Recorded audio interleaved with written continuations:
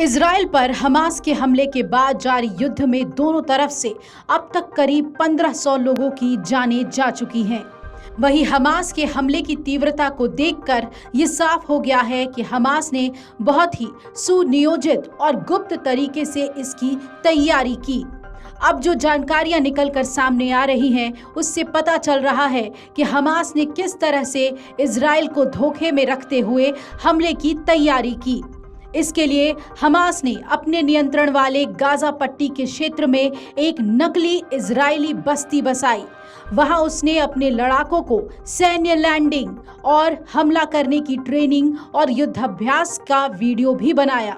Hamas के करीबी सूत्रों ने बताया कि फलस्तीनी आतंकी समूह अपने लड़ाकों को प्रशिक्षित करने के साथ ही गाजा पट्टी की अर्थव्यवस्था को सुधारने पर ध्यान केंद्रित करने का दिखावा करता रहा। इससे इजराइल की खुफिया एजेंसियां धोखा खा गईं। यही नहीं, हमास अपने लड़ाकों को सादे कपड़ों में ट्रेनिंग देता रहा और इजरायली एजेंसियां और सेना उसे आसान योगाभ्यास समझकर अनदेखी करती रहीं।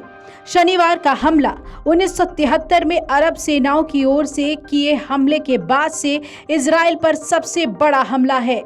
इस हमले को अंजाम देने के लिए हमास ने इजरायली एजेंसियों के साथ 2 साल तक छल किया। उसने अपनी योजनाओं को गुप्त तो रखा ही, वो ये भी दिखाता रहा कि वो लड़ाई नहीं चाहता है।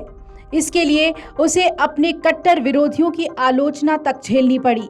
उस पर आरोप लगे कि हमास के बड़े नेता गाजा के लोगों को गरीबी में छोड़कर अरब देशों के होटल में रह रहे हैं और आराम की जिंदगी जी रहे हैं।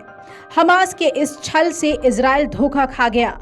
उसे गाजा पट्टी में रहने वाले श्रमिकों को अपने यहाँ काम करने की अनुमति दे दी, जहाँ गाजा की तुलना में कई गुना ज्यादा मजदूरी मिलती थी।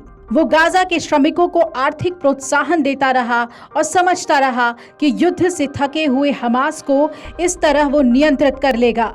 लेकिन इस सब की आड़ में हमास अपने लड़ाकों को प्रशिक्षित और हमले के लिए तैयार करता रहा। सूत्रों से ये भी पता चला है कि हमास ने इजराइल को गुमराह करने के लिए पिछले कुछ महीने में एक असाधारण खुफिया रणनीति का इस्तेमाल किया। इससे लोगों को ये आभास हुआ कि हमास इजराइल के साथ लड़ाई और टकराव के लिए तैयार नहीं, जबकि इस दौरान वो बड़े हमले की तैयारी करता रहा।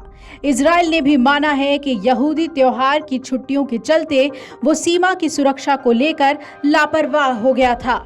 फलस्तीन के आतंकी संगठन हमास और इजराइल के बीच संघर्ष लगातार जारी है। अब तक करीब 1300 से ज्यादा लोगों की मौत हो चुकी है, जबकि 3000 से ज्यादा लोग घायल हैं। हमास के हमले के बाद इजरायली डिफेंस फौज गाजा पट्टी पर लगातार बमबारी कर रही है। शनिवार को हमास ने महज 20 मिनट में 5000 से ज्यादा रॉकेट्स इजराइल पर दागे थे। इजराइल के आयरन डोम सिस्टम को भी चकमा देने में कामयाब रहा था हमास। जाहिर है उसकी तैयारी काफी मुफीद थी। अब देखना है कि इजराइल गाजा पट्टी पर क्या कहर बरपाता है, ताकि हमास को एक सबक सिखा सके। अमर उजाला अब आपके टीवी पर भी। अपने स्मार्ट टीवी पर YouTube पर सर्च करें अमर उजाला, चैनल सब्सक्राइब करें और देखें ताजा खबरें, वो भी HD क्वालिटी में। और हाँ, बेल आइकन दबाना ना भूलें, ताकि हर खबर हो आपके घर। अमर उजाला, निष्पक्ष, निर्भीक, निरंतर।